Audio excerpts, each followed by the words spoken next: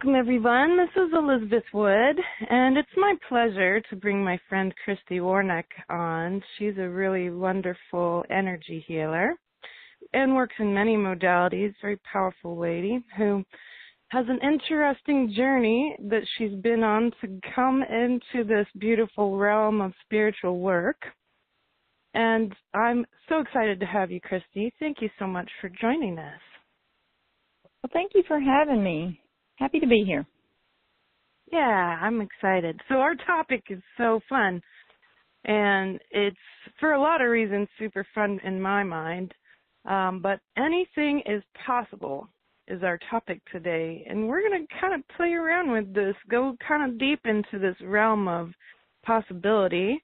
But first, Christy, how did you get into spiritual healing and energetic work? You didn't start out that way, right? And how did that journey look for you? Yes, I didn't start out that way. I didn't even know much about it other than, let's see, I had been going to chiropractors, as I guess in adulthood, but before that, like as a child, we didn't even really, we weren't religious, into all of that. It was just, things just were, and it was, and I look back and I noticed how much that we're all just trained to kind of look for what's wrong instead of what's going right, if you want to kind of label that right or wrong. But yeah, so, as I got older and got married and then had a child, I had started going to chiropractors. And so that's, an alternative medicine type of, I guess, avenue to explore. And, I got into that a little bit more. But then all of a sudden, a lot of things just started kind of escalating with me as far as some health issues and other things going on. And it truly was part of my, if you want to call it a wake-up call, or I call it a course correction. Because if you're doing one thing and you're just not happy with doing what it is that you're doing, then, we get little signs saying, okay, yeah. Maybe you should rethink this. Maybe you should, go this way. And it just, but all of a sudden, everything, like I said, it just escalated there for a little bit. And I went to doctors. Even my chiropractor got to where he didn't know what else to do for me. And the doctors didn't know what to do. They didn't even know what was going on. They had no way of diagnosing me, really, because the symptoms didn't really match up with much except for a little bit here and a little bit there. And so I was just like, okay, there's got to be a better way. I got to the point to where I had almost decided just to give up, and but then the determination kicked in, and I was like, okay, where, and so I went in search of energy healers, and I just started Googling things and looking up things and researching things. And so I worked with many different types and many different kinds, wonderful, wonderful people. And I realized at the time, it seemed like I wasn't getting much better as far as my symptoms and all of that. If anything, it seemed to, at some point, get worse. And so I was like, okay, what's going on with this? And it wasn't until I really, that drive kicked in, which is like really a step beyond determination. So it's like, okay, that's when I really started thinking, you know what? Anything is possible. If people out there are experiencing miracles, I can too.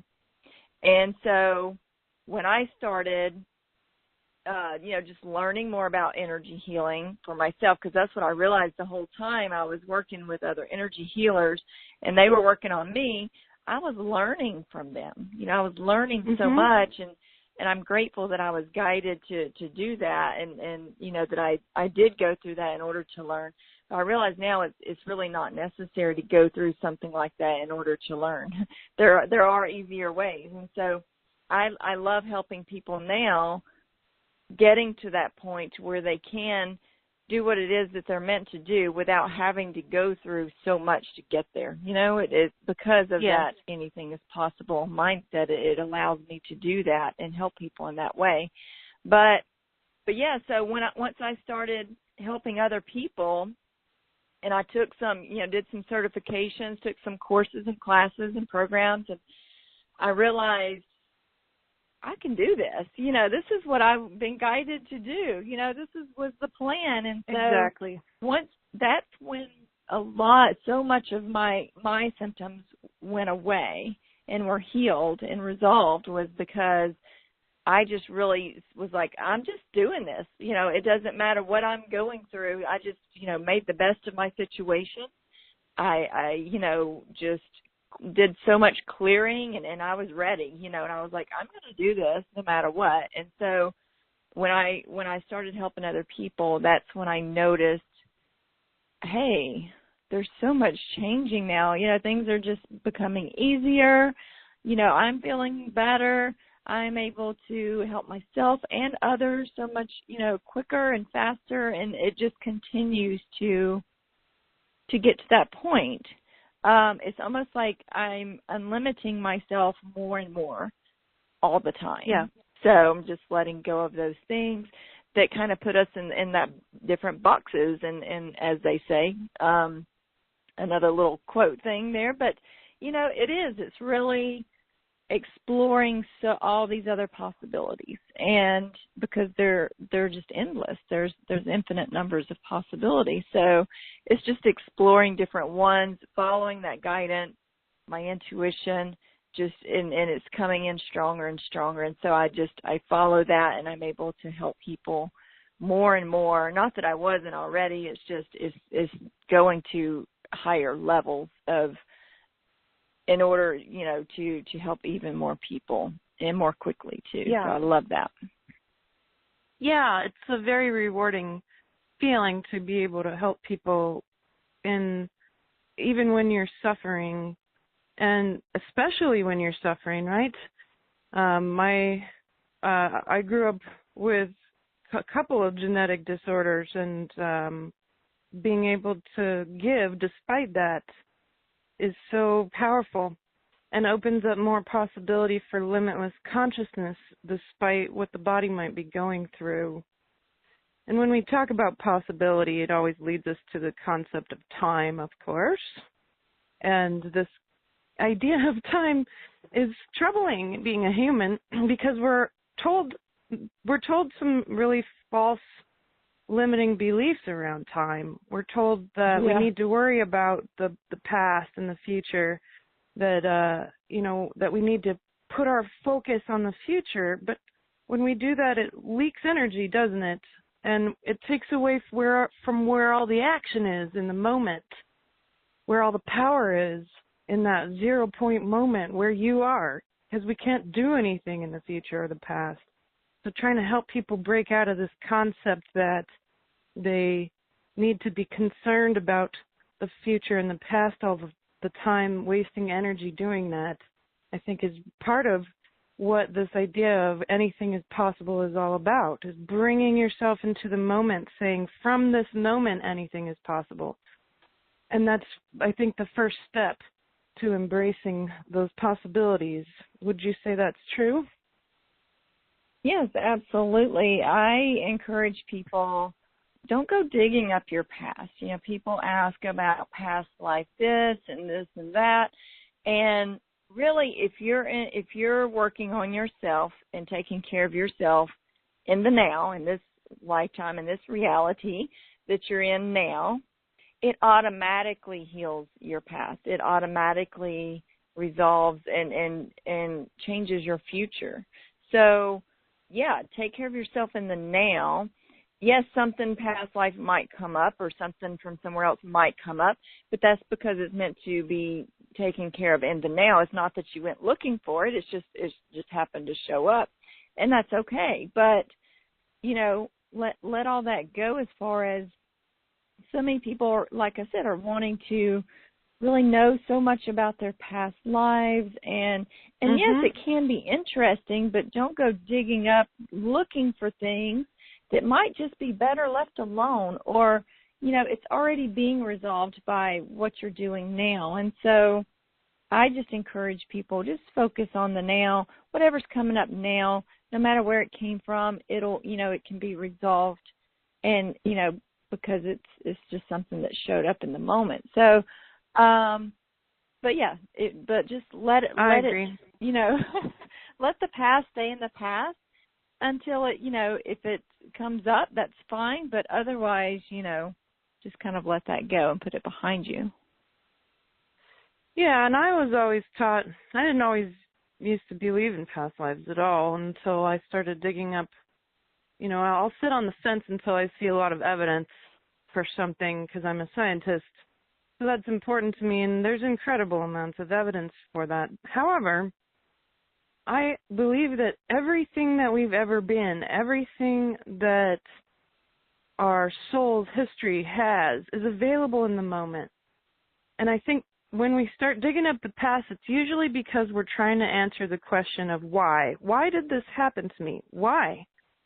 Is this, you know, is this beyond this lifetime? And so that's a very natural human attribute to ask why. Why is this happening? But it's sort of like trying to identify energy. So when we're identifying energy in our field, okay, you've identified it. You know, perhaps, okay, this wave of sadness is from the collective. Then what? Then what? Once you've identified it, once you've figured out why, then what? That's where the step is in the moment. And you got to come always back to the moment where all that power is. And this leads us also to saying, you know, well, people often ask, well, what next? What's going to happen? And then that leads them to ask about the future. And, of course, as you and I, being psychics and all, what's the first thing people often ask us? Well, what's going to happen in the future? And I have a very strong answer for that. I always say, look, if we know what the future is, then that takes away our free will. And the whole point of this experiment, the foundation of it, is based in free will. To discover the meaning of love, to discover and understand love, is the experiment of consciousness that is this universe. And if we know the future, then we don't have free will around that. And so it's very key that we don't sit and worry about what's going to happen in the future. You have all the power to put what I say, velocity, behind a timeline. And there's billions and billions of timelines. And we can really assess that, being able to understand, well, what's the likelihood of certain possibilities happening? The fact is we don't know exactly what that likelihood is. And I can say this from a very scientific point of view, because in college I was interested in predictive models. And I developed a very successful one to help people understand how change works. But here's the thing. You can never know exactly which timeline's going to happen. You can get real close to guessing, but no predictive model in the history of humanity has ever been perfectly 100%. It never will. It never will be. And so it's very from key moment for all to of us moment, to be clear. everything changes. Moment to moment. Yeah. Exactly. There's so many billions of factors involved. All these little tiny things. The butterfly effect, for example. Yeah, because who's to say tomorrow what choice you're going to make, you know, or even a minute from now. There's like so many different choices I could make as to what I do next. And so each one of those is going to affect my future, you know. So how do you, it's kind of like, okay, so what do you choose to do next? Because there's, like we talked about, there's just those endless possibilities, infinite possibilities. And so, and with that comes, I found, when you open yourself up to those possibilities, it opens up more opportunities. So those possibilities lead to the opportunities. Yes, and being able to be in a receptive mode for possibility to happen to you. I remember when we were chatting about this talk that you had mentioned that you had met this one woman who was very frustrated because she would hear people's stories about healing, and the first thing she would do is feel jealous and upset and hang out in that limiting belief that, well, this happens to other people, but it's not going to happen for me. And I found that really profound because she was missing out on the receptive energy of gratitude and celebrating the possibilities and the healing and the outcomes and the miracles that were happening around her. And by shutting herself off of that, by being upset or jealous or angry that she wasn't seeing the results she wanted, then she shut herself down for further miracles to happen for her. But when we're grateful and we're open and we're celebrating the miracles around us, then we're in a receptive mode for possibility to occur, wonderful possibilities to occur. I think that was a very important story. Yeah, because I was sitting there and we were talking, and she just mentioned something about how it just, to see other people, to experience those miracles, and it's almost like, like you had said, why is this not happening for me? Why hasn't it happened for me if it happened for them? But I told her, I was like, I love those stories. I love hearing about miracles because they're so inspiring, because if they can happen for one person, they can happen for anyone, because that's also a universal law. Other than anything is possible, the next one is, if it happens one time, no matter what it is, it can happen anytime to anyone for any reason, Yes. So if it happens once, it can happen again. So, and I was like, and so it really did change her perspective. She was like, oh my gosh, thank you. I had not thought of it that way.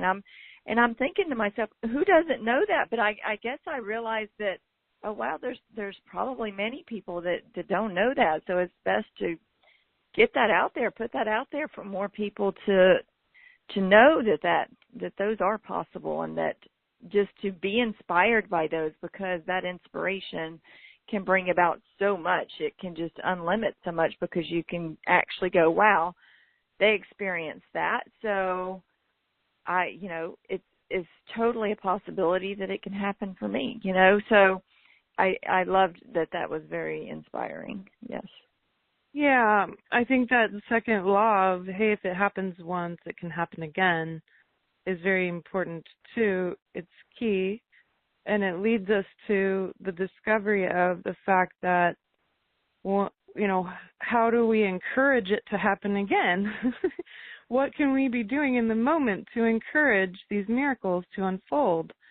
It takes effort in the moment. We got to do the work. My mom, when I was growing up, she'd always say, Elizabeth, the only thing we can do is pray. And I'd say, no, Mom, we got to do stuff. We got to row and pray. And I said, the boat's not going to go anywhere if we pray alone. We got to row and pray. And she always would laugh at me. But it's true, the fact that if you're doing the work, what is the work? Well, we're shifting density out of the body. Density makes the average person feel separate. And that's an illusion. The source field didn't leave, and you're certainly not suddenly separate from the whole universe. So the illusion of separation, that dear person, that dear woman who was unsure that it was going to happen for her, why isn't it happening to me? She felt separated. And it is ego, attachment, judgment, resistance, expectations that separate us, that make us feel dense and separated. And when we're doing the work to shift those out of the way, that's when all of the miraculous grace from the universe comes in, because then there's room. Then there's room in your life for that. It looks like gratitude. It looks like humility. It looks like sharing. It looks like unconditional love. those are the really high resonant vibrations that attract other similar resonant vibrations of the same type. So that's the miracle right there. Yeah, is when we that's do what I that was work gonna and say. we're Just doing the raise rowing. your vibration. Mm-hmm. Raise your vibration. But and that's the other thing though, is so many people say, oh, well, you have to do this, you need to do that, but really, my question when someone asked me that one time was like, with manifesting, I love helping people with manifesting, and they were like, okay, so, they say to set your intention and just let it go and just, see what happens, and I don't know, in that moment, I just asked myself, it just came out. I didn't even think about it, but I just said, but then again, who says that that's true or that it has to be, And so I was Right. like, who says that you can't just sit there and just focus on what it is that you want? And, hey, anything is possible, right? So it can happen even in that moment. Yes, if you worry yourself about it and you're back and forth with it, that's just changing the vibration back and forth is what that's doing. But when you're in that moment of thinking of something that you do want and you kind of let go of that limitation that, I've got to let that go and just see what happens. But I think there's so many different ways that anything can happen. And so I think it's all in what you believe is true, all in what you're programmed to do. But even with that, you see people all the time that have these miracles happen for them, and some of them were totally doubtful. They were they were either in fear or doubt, but it happened anyway. So how do you explain that? So they were in a lower vibration, but it still happened. So that's the whole thing with anything is possible is just be open to anything being possible, no matter what. And, and to kind of let go of those limitations of, oh, I have to do it this way or so-and-so said to do it this way. I tell people, do it. Let's find what works best for you because everyone is different. Yeah. And so, exactly. But really, it can still happen at any time, no matter what. Yeah. Precisely. There's not some special exact equation to welcome miracles in our lives. There just simply isn't. And the fact is surrendering our hopes and dreams for a future of miracles, that can be really great for one person because then they're putting that trust out to the source field. Yet maybe another person, in order to get through the day-to-day slogging through the mud of their difficult 3D life, they need to keep maintaining that passionate desire and hope within. And that's what works for them. And so everyone exactly is going to be very different in how they're going to attain that world of possibility. And also this idea that the worst case scenario somehow is going to be the end of the world. And that death is suddenly, that death or loss or worst case scenarios where we lose everything and have to start over, or or watching people that we care about die, that's suddenly going to end everything. And people are trying to avoid that worst case scenario, except that beyond that worst case scenario could be the miracles that you're hoping for. I've been homeless twice. The first time I did not have my son, but the second time I did. I had a child while being homeless. To me, that was my worst nightmare. And furthermore, having to escape a very abusive relationship. To me, in that moment, it felt like everything was over. Yet, when I was able to move through it and get myself out of bed every day and go find a job, sleeping on friends' couches, borrowing and scrounging to make things happen, and believing in myself in that moment, saying, Elizabeth, you're so smart. You're a people person. People like you. Get out there. You'll find something. It's going to work. You're still alive. Keep making it happen. And, of course, what happened? Everything transformed because I didn't give up and say, hey, this was my worst nightmare. This was my worst case scenario. And even in death, even if I was to die tomorrow, now having released my attachment from the best case scenario and recognized that the worst case scenario is there too as part of oneness and that there's nothing wrong with it.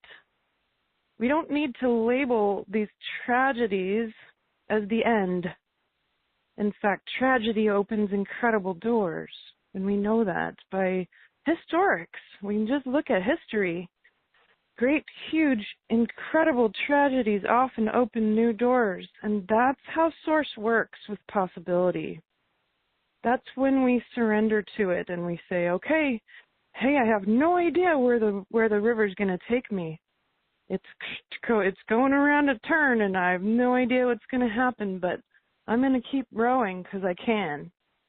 That's where we got to really sit in and dig in our feet into that belief. Hey, I'm here. I'm still I'm in this body. I'm going to make it work. And, oh, by golly, we get more empowered. We get more powerful, and we receive more if we don't give up and keep moving forward. I think that's another key to this discussion as well. Yeah, and realizing that we don't need to or have to know all the answers. Letting go of that, because, the answers are within us, but they're also, they will reveal themselves when the time is right, for a lot of things. Yeah, Source is the one who's divinely imagined all of existence and all possibilities. And so we can actually remove our responsibility from trying to imagine exactly how it's all supposed to work.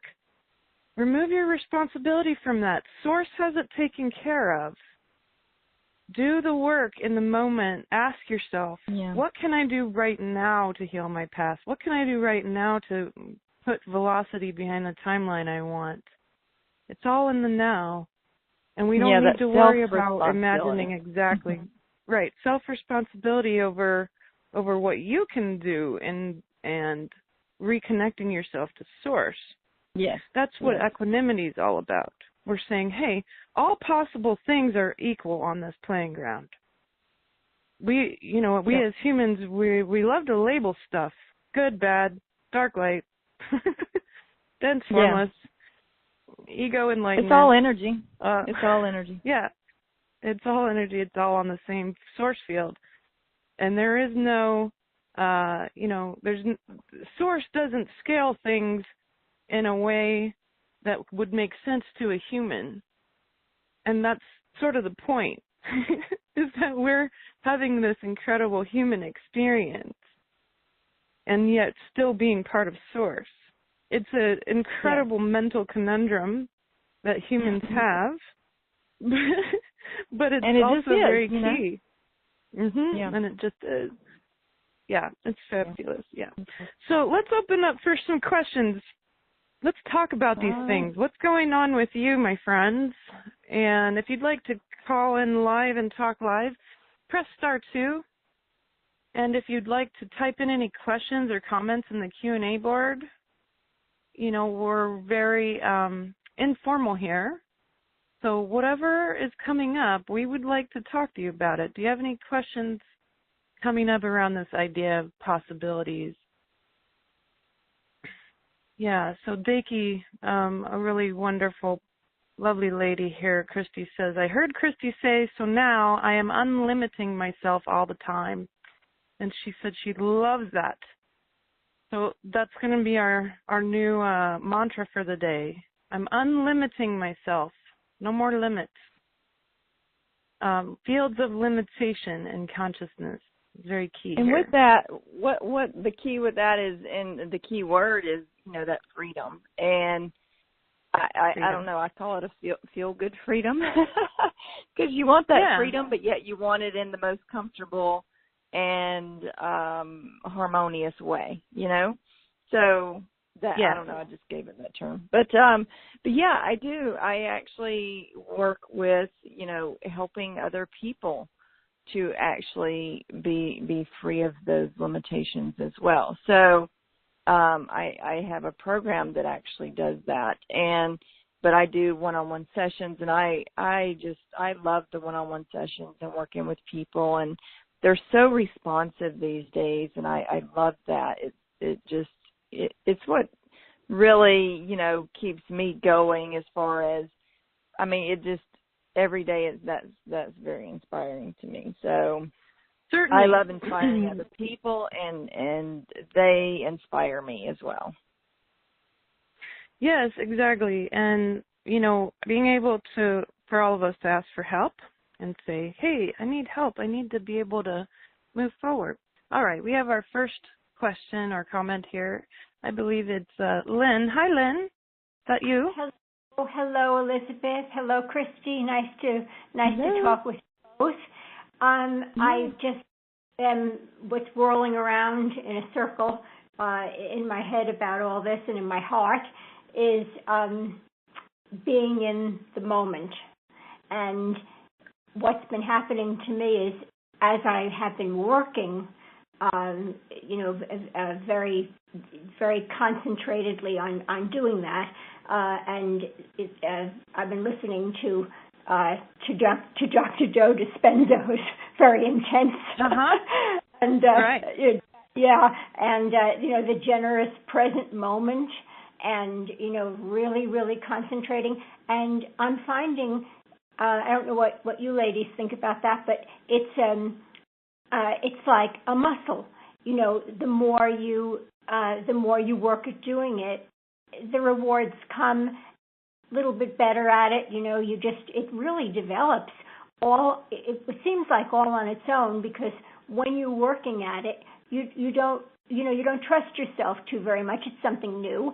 You know, you're trying very hard, but the sign to me that it's working is that it is getting better. I mean, it just sort of, it opens up and unfolds. It reveals itself to you that you know, you're going in the right direction, and it's getting stronger. So I was just thinking, as you two were talking, it is like a muscle. Rather like a muscle. I like that. Yeah, for sure. I have an interesting concept around this idea of being in the moment, and it's very mathematical, so I'll throw my scientific 2 cents in. But the way that I view time and the way that I kind of help people understand the logic behind being in the moment is an XY axis. So if we have an x-axis that's horizontal, and then the y-axis going through the 0 point in the center, that y-axis is going up and down. The 0 point is your consciousness, and that's the center of it. That's where all the power is. And when people are worrying about the past, or in certain therapies, often they're being asked to relive the past, which I find very traumatizing, to have to relive the story again and again. It's crazy. And that leaks energy, right? It leaks it out on let's say the right-hand side of the x-axis is leaking out into the past. So all of your energy is going over on that horizontal line instead of staying at your 0 point. Then same with the future. If you're sitting there worrying about the future, worrying about how you're going to pay the next bill, worrying about how you're going to find a home, worrying about how you're going to get a job, or if you're going to be able to find that twin flame you've always wanted to have, all of that's leaking energy out the left side of the x-axis. But when you stay at your 0 point, where the moment is, and you're zooming in and out of reality via the y-axis, going up and down, zooming in the moment, zooming out of the moment, then that's where all the power is. And you can still be considerate and very mindful about what you're thinking about. You're not required to sit there in the exact moment in the 3D and keep your consciousness right there. You can be considering everything that's going on at many levels of existence. That would be the shift we're talking about. That's the mental shift, being able to zoom into the moment deeper and deeper into the quantum of the moment, or out at the collective or the galactic levels, or even just like a broader level of field thinking, hey, you know, I'm connected in this moment to my property or to this town or this community. I'm here at the farmer's market, and I'm going to hold a conscious space for all the people I'm meeting and mingling with right now. That's still the moment, but that would be zooming in and out of that reality. So that's my sort of interesting theoretical take on how we can visualize what that really means. Yeah, and it does take practice. Yeah, but your brain changes, doesn't it, in doing this and exercising this muscle? Because I find my brain changing, my heart brain, or whichever brain it is. That I find that changing, and for the good, much for the good. Certainly, and here I get a lament from a lot of the sessions I do, the lament of the awakened person. I'm surrounded by all these people that are not awakened. How can I possibly tolerate them any longer? And I understand, I get it, but we need to teach people. When we're changing our brain and our mind and our hearts, then we need to show people how to speak to us.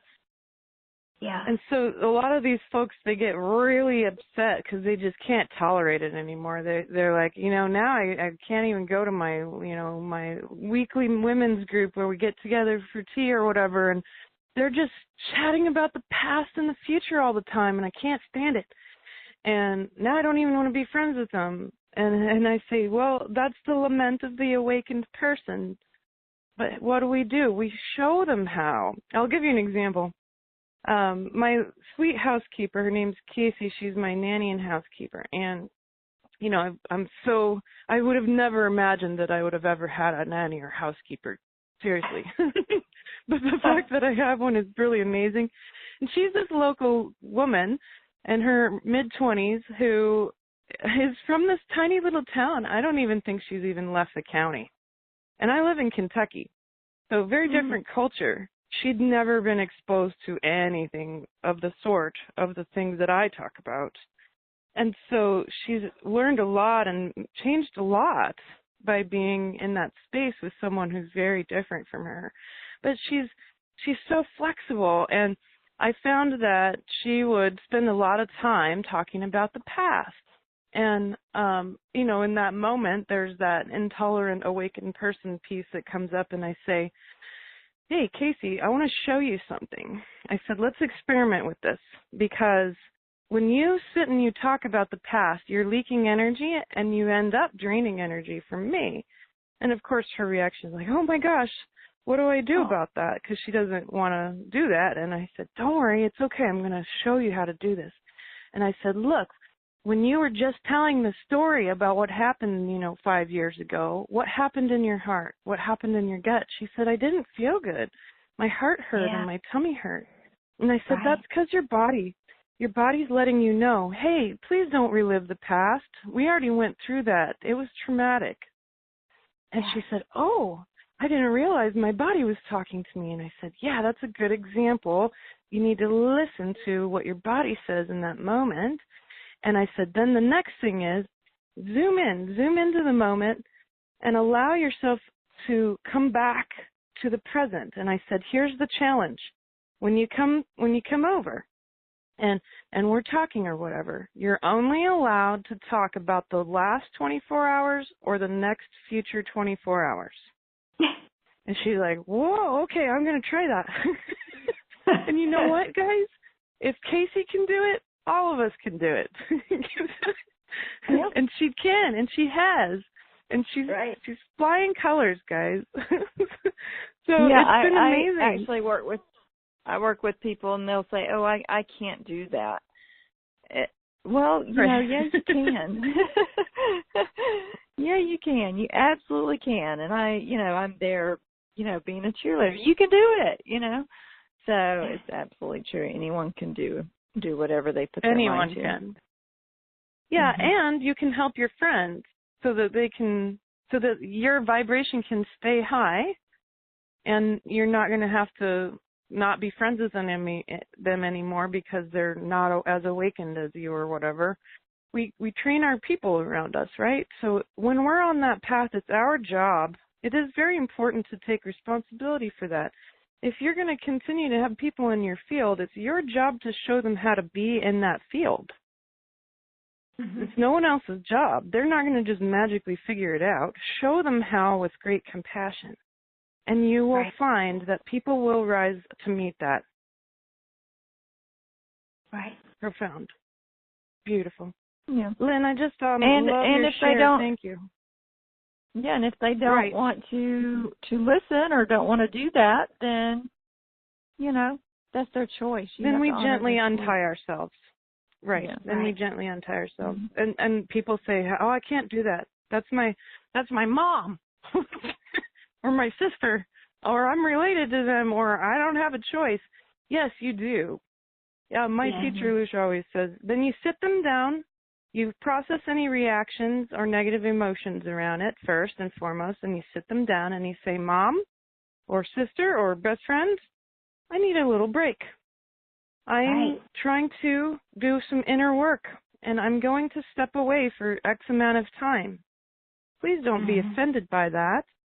But please know that I'm doing some really deep inner work and I need that extra space to do so." And if they ask why, then you can be kind and honest at the same time. You can say, "Well, I'm working on really remaining in the present right now and working on my inner self." You don't even have to describe exactly what you're intending to do.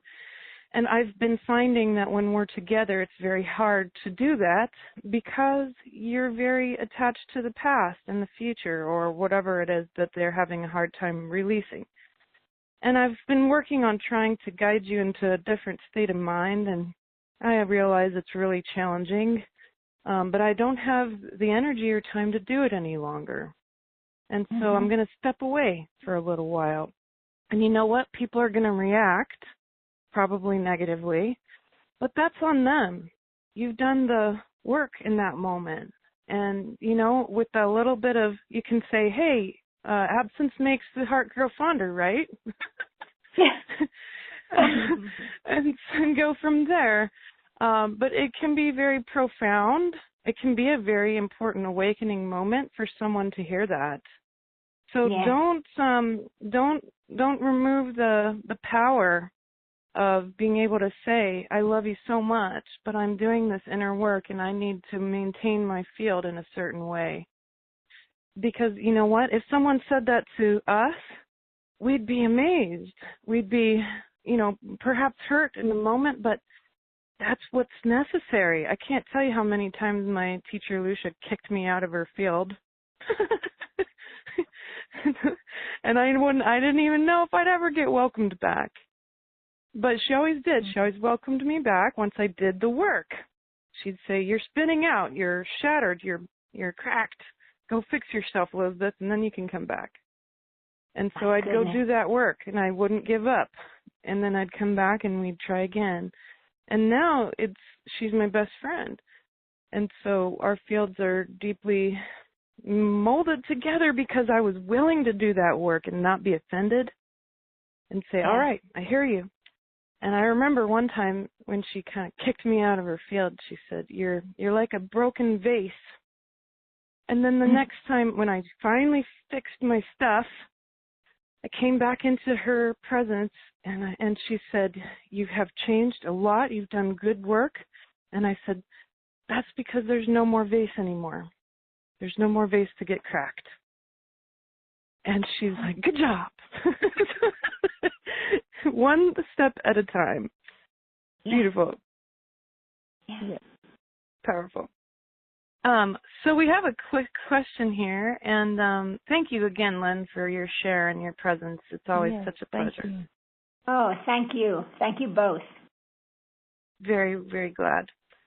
So we have a question on our Q&A board. It's from this lovely lady named Susan from Chicago. She said, if a certain type of work, writing, performing, keeps reoccurring as a thought, is that legitimate or is it just ego? I've had a desire to write and perform since I was a kid.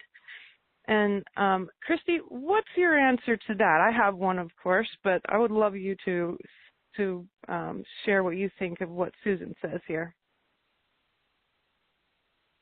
Well, I would say if it keeps coming up, obviously there's a synchronicity there. Anytime something reoccurs, especially, more than once or twice, that's definitely a sign. Otherwise, and two, if it were just your ego, then you wouldn't. So my question is, when that comes up, how do you feel about it? Does it feel exciting? Does it feel like, it's something that's going to make you happy? In that case, that's coming from, that's definitely a sign. That's definitely you're on the right path there. It's part of your journey. And so absolutely. I always tell people when they want to know, their purpose or whatever, always start with what makes you happy, what are you satisfied doing? What do you feel passionate about? Because when you find your if you're happy with something and then you become satisfied with it and then, you're passionate about it, that's right on course with your purpose, and we all have many purposes here as well as missions and things like that. So if we have so many options available as far as and still being able to live on purpose and just kind of follow along with that mission and all of that, just follow what makes you feel good, and if it's coming up and you knew even as a child that was something you wanted to do or you like to do, that's always a good place to start. I mean, don't write it off as, oh, I'm too old now, or, yes. And start questioning yourself about it. Actually, just say thank you for that, that coming up so that you can follow that, see where that leads you. And definitely, those are signs. That's your guidance. Trust your intuition. Yeah, exactly. And so, Susan, my answer to you is when you've had this envisionment in your mind, even as a child, of being able to perform and write at that level, check with your heart and your gut. And so we use our body as our tuning fork to give us that answer. Is this the right thing for me? And we ask, dear heart, is this the right thing for me? Dear gut, is this the right thing for me? And seeing what they do. And if they're opening and it feels good and positive, then that's your soul trying to put a focus on something. And that's source saying, I'm not going to let you up off this. It's going to come up throughout your whole life because this is your skill set. That's the soul's skill set saying, Susan, you're a creative. You're a conduit for incredible power and information and energy. I want you to share it because I'm going to make it compelling for your soul to do so. So that's a sign that that's one of your skill sets. And when we have it come up over and over and over again, that this is so important for us to be doing, there's going to be breadcrumbs throughout our life. And I'll give you a personal example. My 3 soul skill sets are healer, warrior, and oracle.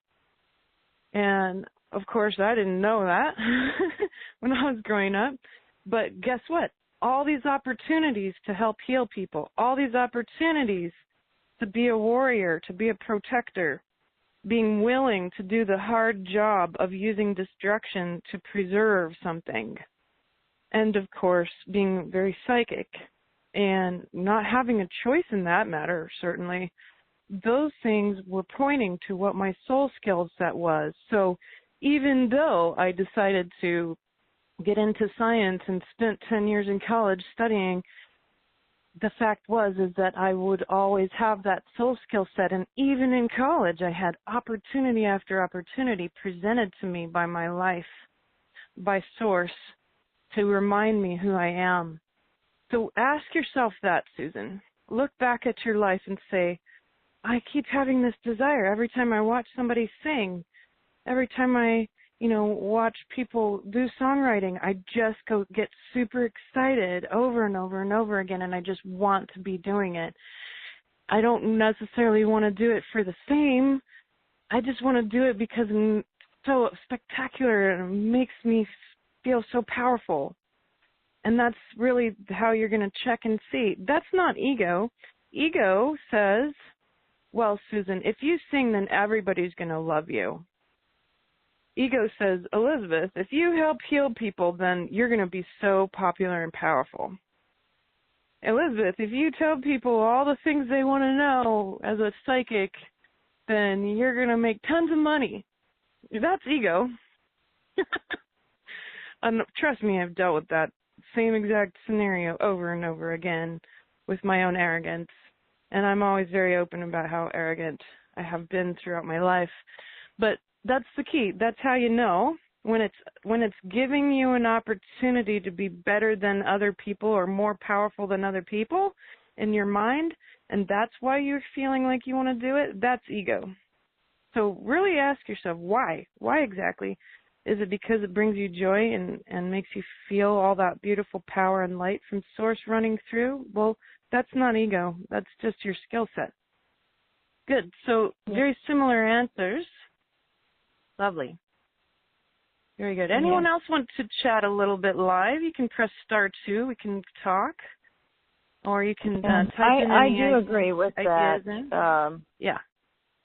That just checking in with how does that feel? If it feels good, then that's, once again, I call that intuition. That's just, like you said, your body talking to you, your soul talking to you. Connect with that, absolutely. This helps us guide ourselves correctly on the path of possibility as well. Mm-hmm. So Joseph Campbell said, follow your bliss. Yep. Yeah. Yes, absolutely. And when she said about, it keeps coming up, then, that means that there's an opportunity attached to that as well. There's all these possibilities surrounding that. Yes. Yeah. That's where all the power is, right? Yeah, and Joseph Campbell talks about how it feels to follow your bliss. He said when you set aside all of the 6 structures of culture that tell you, oh, you need to make all this money, oh, you have to perfectly plan your entire future out, that's all crazy. He said, if you're compelled in that moment through pure bliss to drop everything else and follow a path that is unknown, that still will lead you to more bliss. Follow your bliss. That's how we put power behind timelines of the future. That's how we move out of the way to receive all of the miracles available. That's how you know it's in your body. No doubt. Yeah, and I have people that tell me. Oh, go ahead. Oh, go ahead. I was just going to say that I have people that tell me that they're not sure what it is that they want. They're like, how do I know what I want? Well, just start with something simple. You don't have to have it all planned out, like you were just talking about. Right. Just start with simple. And I usually will tell people, like when we're visualizing something, and you want to bring it to the now, it's just kind of like that visual just to bring to the now, to manifest or, to get creative in the moment. I said start with, just imagine healthy and happy, start with that. And then you can build from that, And right, so if you don't have a vision of what you really want. Right, exactly. You don't. And here's a good example, and then we have an interesting question and a live caller here. But an example would be, I've been talking to lots of people in sessions who are back in the dating world after having maybe been divorced or gone through some kind of separation for a while, and then they're ready to get back out there, but they might be, a bit older now, and so they're afraid to get out there. And I said, the first thing you need to do is change your glasses, because if you're looking at the world through lenses about what went wrong, then that's what you're always going to see. And I said, so take those glasses off and make some new ones. These new glasses, for example, with the relationship piece, but this applies to anything. Your new glasses need to be, this is what I really want to bring in my life. This is what I've imagined a really good partnership looks like. Use that as your checklist for your path so that you'll be able to see the right thing when it comes in your field. Because if you've got the negative glasses on, then you're not going to see it. So it's a big mindset shift for anything when you're bringing something powerful like healing or a relationship or a purpose onto your plate. Yeah.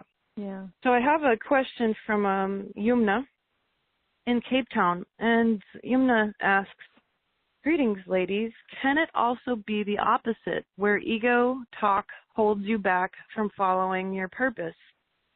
Oh, certainly. I'm a great example. In college, I was the most arrogant person in the whole school, no doubt, for sure. I was not a very big college, but I was definitely up there in the arrogance level. And I would, prance in, and this is back when I really wanted attention, and I wanted people to love me. And I'm already a tall lady, but I would wear these, you guys are going to laugh. I've never said this on a live show before, but I used to wear platform furry boots, lots of face piercings, super long black hair, and big booby shirts. And boy, I looked like something out of, I don't even know. But, I was really, really in incredible amounts of self-hatred. And I'd walk in like 6'2" with my platform boots, and I'd say that I knew everything. And, oh man, I drove everybody nuts. But it kept me from being on my path as a true oracle, and I didn't understand who I really was and what I was here to offer, and that the only way I would ever really reach that point was through humility. And after some incredible struggles, I finally finished my master's degree, and the story's crazy because everything tried to stop me from finishing that degree. My entire 5-year project completely fell apart at the last minute. I mean, everything tried to stop me. And finally, I'm sitting there with all my teachers. I had cleaned up my act. I didn't look so nuts anymore. And I'm sitting there at dinner with my teachers, and they say, congratulations, Elizabeth. We're so proud of you. What have you learned the most from finally getting your master's? And I said, oh, I don't know anything. That's what I've learned, that I know nothing. And they all celebrated because they had just spent 7 years listening to me say how much I knew. And finally, in that moment, I had reached this peak point of consciousness where I realized that I knew nothing. And they all said, congratulations, that's why we gave you your master's, because you finally figured it out, that we know nothing and neither do you. And that was really profound. So all everything. That ego talk, yep. Yeah, exactly. That ego talk can certainly stop you. But when you finally come to that place of humility, everything opens up. Has that been your experience too? I'm sensing that her question also has to do with like the negativity, the negative talk in your mind and stuff like that. I'm sensing that may be where her question was going a little bit too, is stopping in that way, that self-doubt and things like that. Yeah, absolutely. You're going to be challenged in that way if that's there to be, to realize and to recognize. You know, you're going to want to do something, and it's going to say, oh, you can't do that, you know.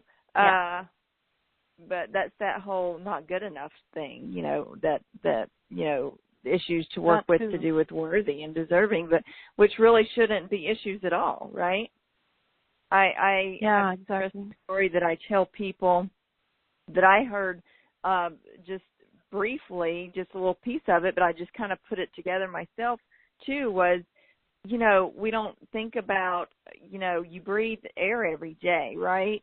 But do you go around thinking, oh, am I deserving and worthy of this air? Most people don't even think of that, right? So it should be that way with everything.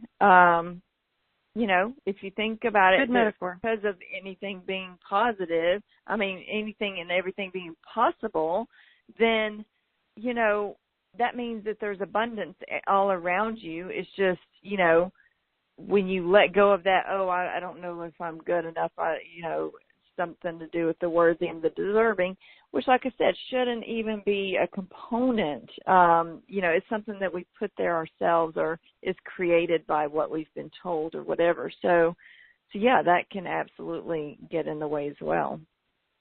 Yeah, that's the polarity of arrogance and worthlessness. And no one who is in incredible arrogance gets away from the other side of that worthlessness. And someone who's experiencing worthlessness may have those bouts of grandeur as well. And that's a sign that you are trying to heal that polarity within yourself. So we have to find that neutral place. And that neutral place is simple self-love. And that gets us off the hamster wheel, takes us off that spinning between worthlessness and arrogance all the time. Yeah, because there's acceptance. Yes, exactly. So we have Susan from Virginia. You're live. Hello. Thanks for joining us today. Thank you. Thanks so much. I have two questions. One is that when we're in the state of visioning or imagining, we're in the future, aren't we, in a way? I mean, how do we stay in the present moment and do these exercises? I've been trying to do this for years, and I feel really stuck right now because as I've realized that we're supposed to be in the present moment, it's gotten in my way of actually trying to imagine what I really want for the future.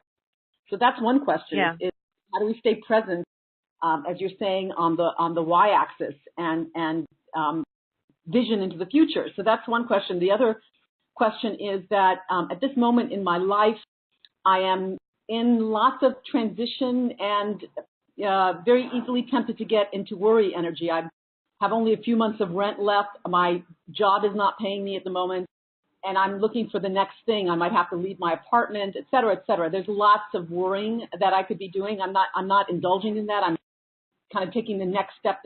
But I guess the question I have is, when we have things that are looming like that, where things feel kind of like we're about to, we don't know how we're going to do the next, pay the rent or what, and I'm going to be, I deal with people who are on the edge.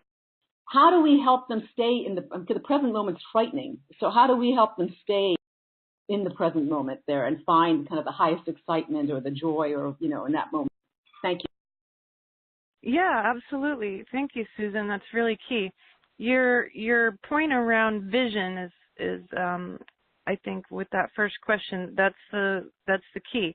When we're saying what timeline do I want to put power and velocity behind, you need to actually sit down and vision that. That would be the lenses that you're looking at your situation with.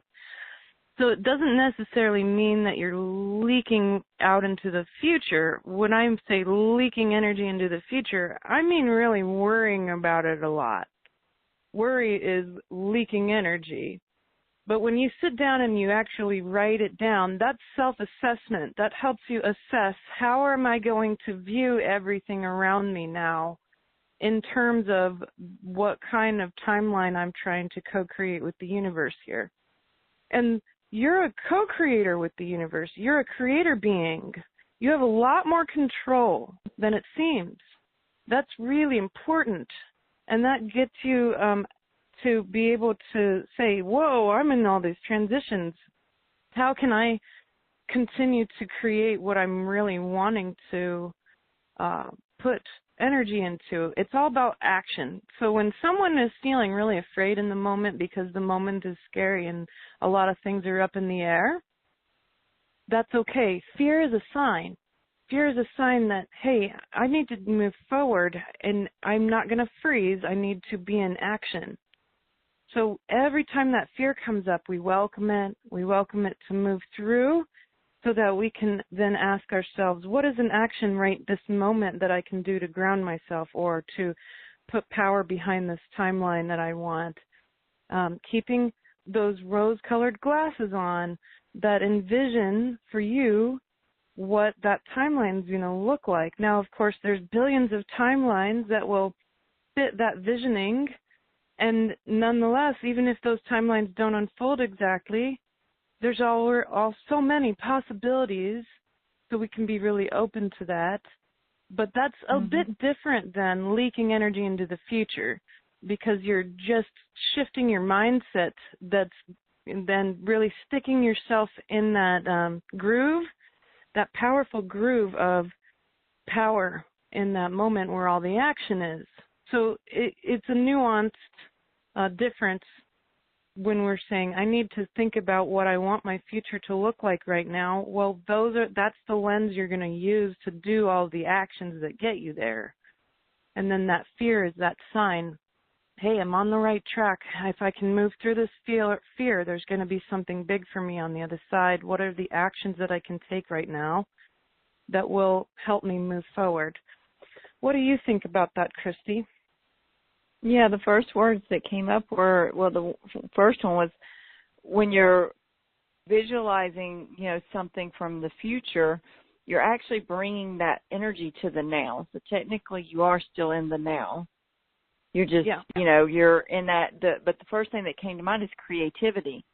That's your creativity, because when you're a child and your imagination is just going wild, that's awesome, right? And so you really want to bring back that childlike energy in that creative mode too. But we can do that now too, is really use our imagination.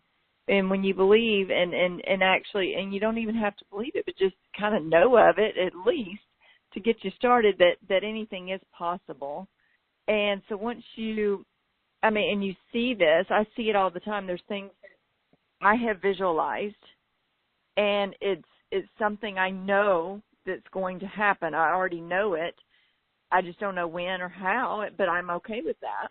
But there's things that I've actually, and I've just gotten visions without actually, using my imagination. It just comes to me sometimes. But when I actually do focus on something, and already having it, and like I said, I do a process to bring that energy to the now.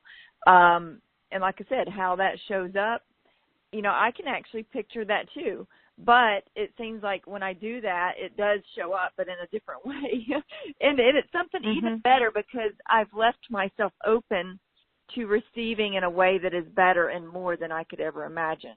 So when you do that, you can totally picture how something's going to play out, but you've already put out there this intention that, anything can happen and that it can happen in even better. And like I said, you can even receive even more than what you ever thought possible because, the endless possibilities there. But the other thing that's coming in with that is when she's talking about the worry, that's because you're actually worrying about something that hasn't happened yet. So that can bring about all kinds of things, depression and anxiety, things like that. So when you just know and you're in that creative mode, then more things show up and they're automatically taken care of in certain ways. But, you've when you're visualizing, that's actually an action. You've made a choice. So the power of choice, the power of intention are very strong. And the more people that realize how powerful that actually is, the more amazing things are going to show up. So I love empowering people and really getting them to realize that their intentions are very powerful. They have that power of choice. And so when you realize that and really bring that in and embody that and bring that empowerment in, I mean, you'll notice that worry less and less. And too, when you go into your heart space and that space of love and that connection to all that is, there is no fear and no worry. So, but everyone is different with that too. So it's finding a process, whether some people find it with meditation or yoga or just doing a simple 5 minutes, just going inside or either, whatever it is, and just going and noticing something, maybe just some energy flowing or, your heartbeat, or just noticing, just what you notice, and letting go of, like I said, worrying about something that hasn't even happened yet. But yet, you can still visualize and be in that creative mode to create.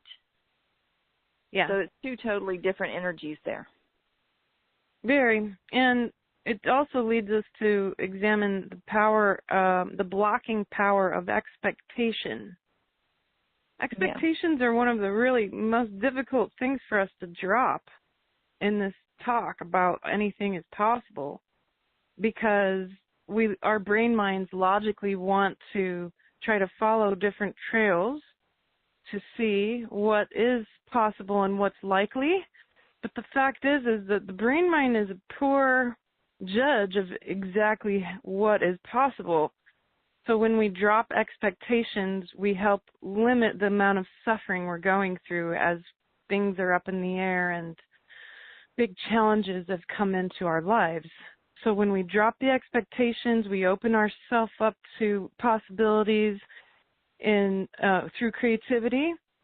In that moment, we're trying to co-create and put a lot of action into that. We're really making sure that we've got the right lenses on. How are we viewing the world in a mindful way to receive in new ways that we would have never expected? That's where all the power can flow in and unfold something really beautiful, especially for you, Susan, and what you're going through. Has that been helpful to you, Susan? It has been. Thanks so much. You guys are very sweet. Thank you. And wise. Oh, I'm so glad. I would like to tell you just a simple little process, a simple little story. This is something that I did recently.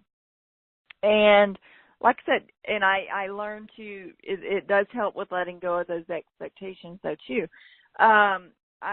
One of my mentors, I was talking to her one day, and we were talking about, manifesting and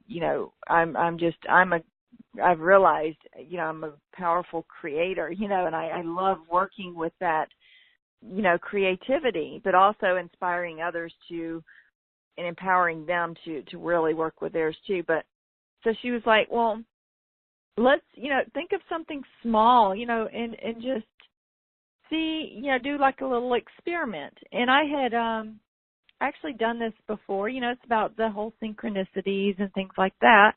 But I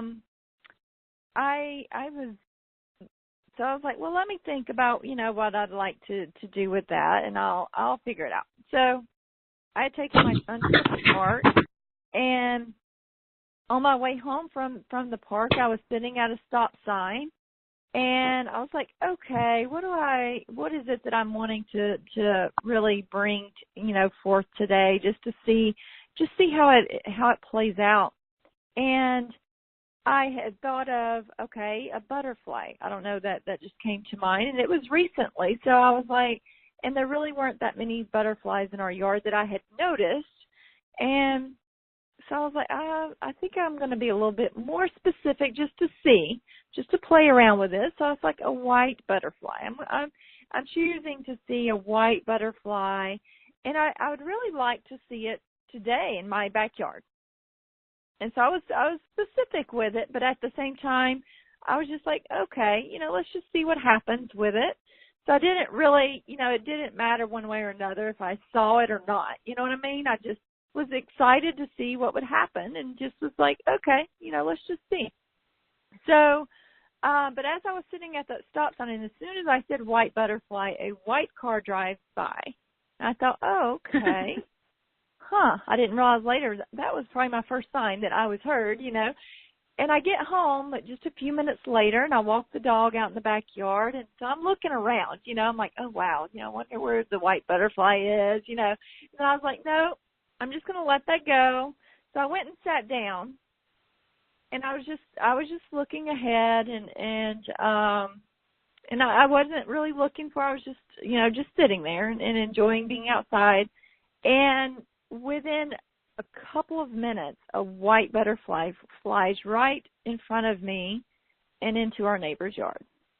And I thought, oh, wow, how exciting is that? And so it really gets you in that creative mode. So, you know, maybe just start with little signs just to see what you can create and kind of build up from that. Sometimes, you know, people do notice the smaller things more than they do the bigger things, or how it's leading up to those bigger things.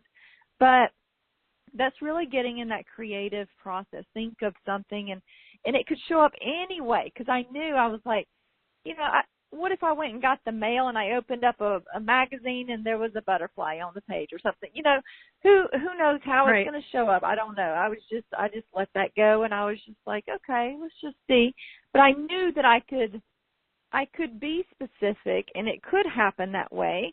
But if it ended up happening in some other way, that's totally okay too.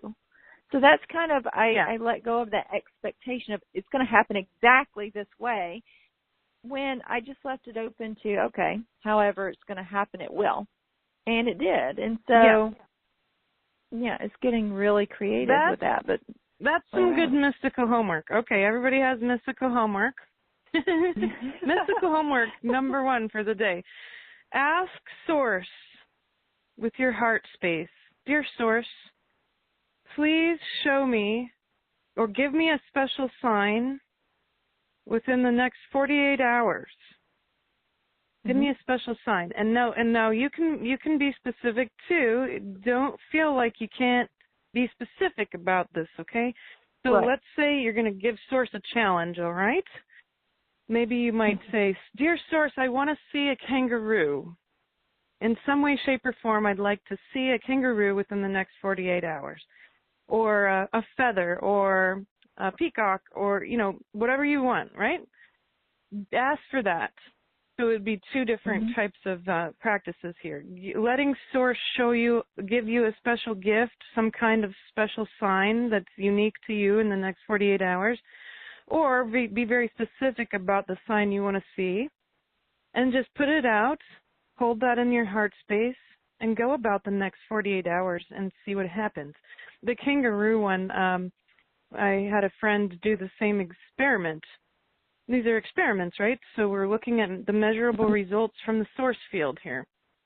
The anything is possible.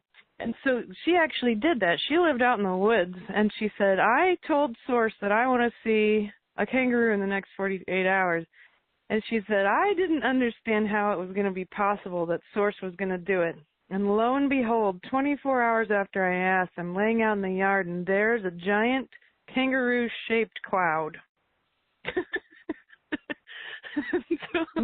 And so there you go. You'll never, if you have too specific of expectations that you're wanting, then you're narrowing the set of possibilities for that to happen. But if you're saying what you really need or want out there, and then you're open to how that may be created through Source, that source field, and don't be afraid to give timelines, folks.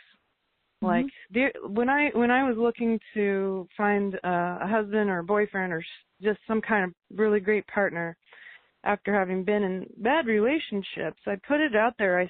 I said I had my list of things that I wanted in a partner, and I put it out there, and I said, Source, I am very open. On this list are many things. Some of the things that are not on here is that he has to be super handsome or anything, because that's not really what I'm worried about. So I'm open to what this person might be and who they are.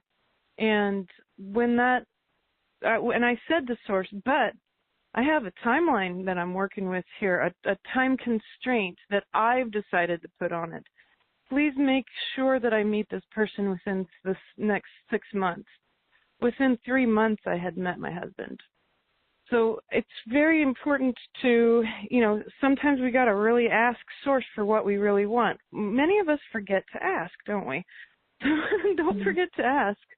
Don't forget to ask every day. And these little experiments, by the way, I read the books by Pamela Grout. Her name, the name of the books is E Squared and E Cubed, and she does these little experiments. But I don't know if you've read those or not, but she's very funny. She makes it fun, and she's got a sense of humor, and they're just fun to read. They're not very big books, but it gives you these experiments, and so it's that kind of takes me back to the whole butterfly. That's exactly where those experiments came from. Okay. Yep, you nailed it. So I book. highly suggest reading those books if that resonates with you, if you want to read those.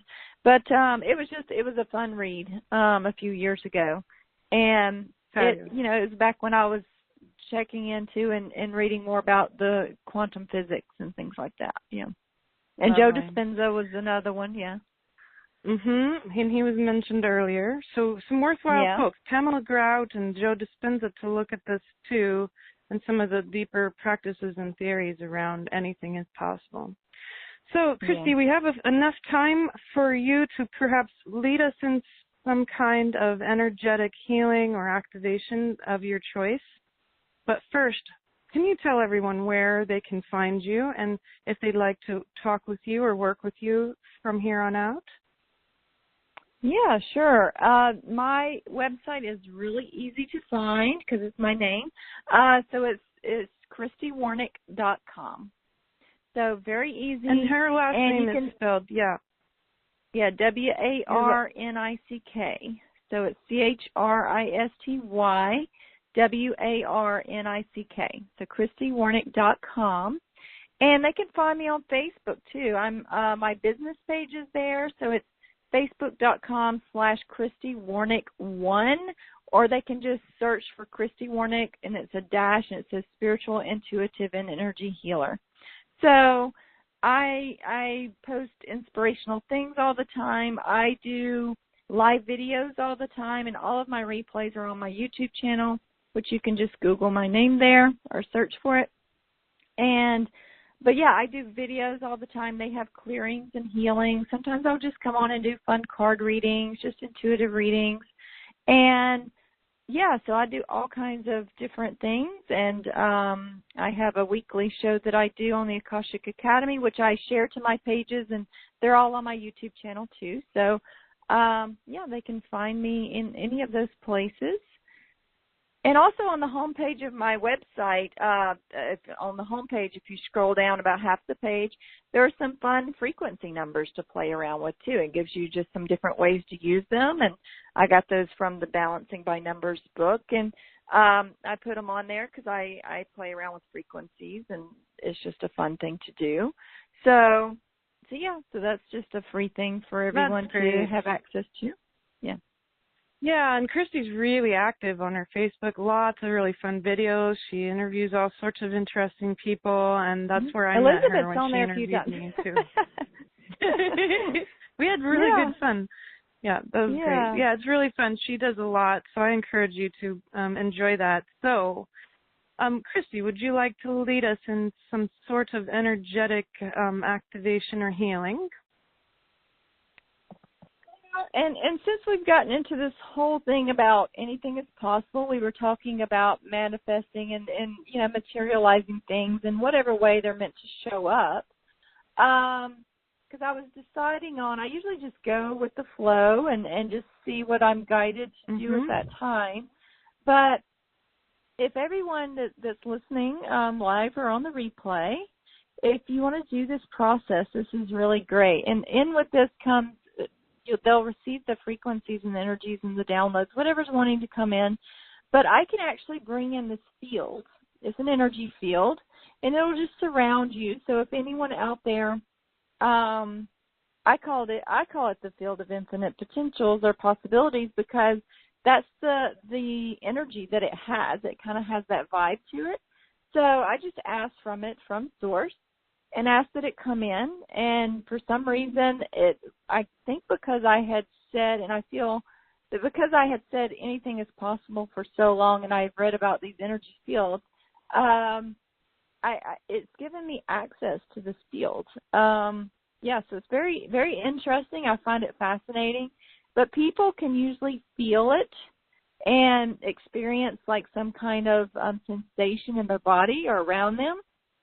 So yeah, I can bring that field in now. So if everyone wants to get a visual of just something that you want, it doesn't have to be your whole life planned out or anything like that. It can be if you want. It could be just that something small, or just healthy and happy, whatever that looks like for you, whatever that feels like for you. And if you want to just visualize, what that looks like in the near future, without, like I said, it's not like we're saying and worrying about the future, because we're going to bring that energy to the now is what we're going to do. So if everyone wants to get just a visual, kind of go into your body. What do you think that would feel like? If you don't know already, just imagine, something from your childhood that was fun and a time that you were happy. Just recall that feeling of being happy, of being satisfied, of being fulfilled in some way, or just having fun, whatever it is. Just recall any kind of emotion to put with this visual that you're getting. And you can always go back and do this later on the replay too, so that's there as well. So if you want to get that in mind, just go to that feeling. And I'm just going to bring in this field.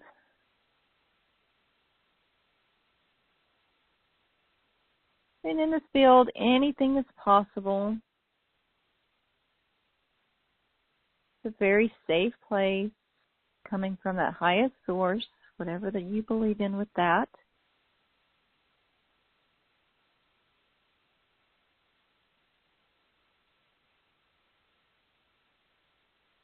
Okay. And if you've got a good visual of that, of what that feels like, what that looks like, I'm just going to ask that you receive, each person individually receive the energies from that. That those energies, those frequencies, those fields, and anything else that is beneficial for you to receive from that, I'm just going to ask that you receive those downloads now from that highest source, downloaded, integrated, and activated now.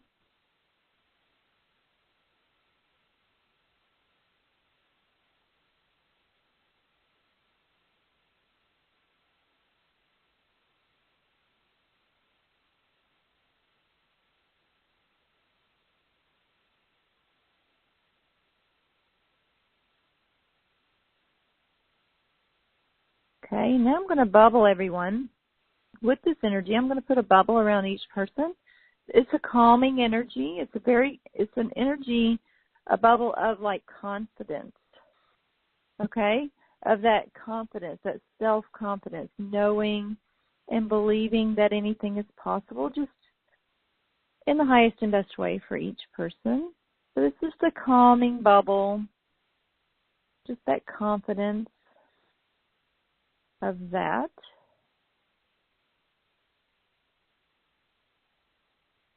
We're just going to ground those energies in.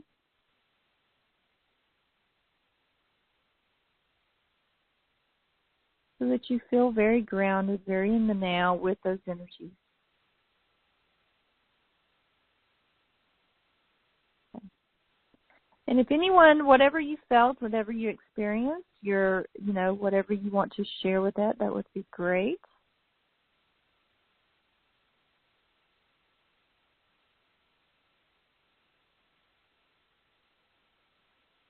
Yeah, that was very beautiful. Thank you, Christy. I felt warmth, kind of like a big hug, right? Yeah. And everyone experiences it differently. Some people feel tingly. Some people feel kind of lightheaded. Some people feel just certain things aligning, because, I kind of do an alignment with that as well. Mm-hmm. So, so if anyone wants to comment or, let us know. Well, knowing my guests, they're going to want to hang out in the bliss. So it's perfectly just enjoy okay. that space. Yes, absolutely. Yeah. Beautiful. Well, very special gift. And if you would like to play with that receiving again, you can listen to the recording. If you want to find this and other New Earth conversations, you can go to Seer, S-E-E-R, and scientist.com and find on the side menu on the right, it says New Earth Conversations. And this replay will be up indefinitely for you to play with and share. And, of course, lots of other New Earth conversations there as well. And so we thank you so much, Christy, for joining us today. It really was quite fun, and I love your good, positive, anything can happen attitude. And it is true, this beautiful law that you are embodying. We sure appreciate that. Thank you so much for coming. Well, thank you for having me. Yeah. And thank everyone that's listening live and on the replay. Thank you all. Fabulous. Thank you all so much for joining. And I have a special song for you, a beautiful song my husband and I wrote together to end our nice time together and further, deeper, energetic opening for you today and for the rest of course, your lives. Many huge, gorgeous blessings. And we love you so much.